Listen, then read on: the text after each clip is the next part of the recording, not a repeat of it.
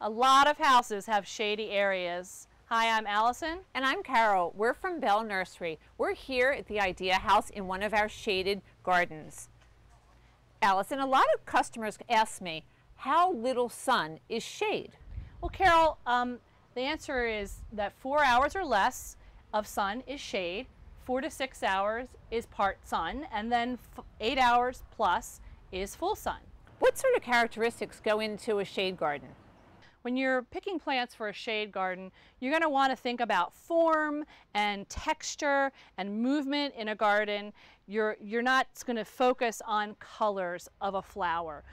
So the plants that we put in our sun garden would not work here, am I correct? That's correct. We have this beautiful heuchera in the front, and you don't really see necessarily a flower, but you have the beautiful purple color of the foliage and the shape. And then we have a stilbe in the middle. That's also the beautiful foliage. We do have a nice flower. And then we have encore azaleas in the back. That's a shrub, and it's evergreen, and it does bloom 3 times a year, so that's a nice bonus.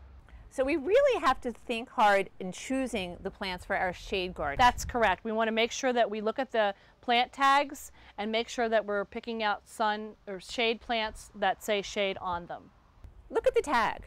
If it's lavender, it's good for shade. And if it's orange, it's good for part sun. So will we water this as much as we would water the garden in the sun? If it's properly mulched, it would probably need about the same amount of water. These plants are in the shade, so they're not going to be subjected to the heat of the sun the same way that a sun garden is. But you do need to water your plants until they're well established.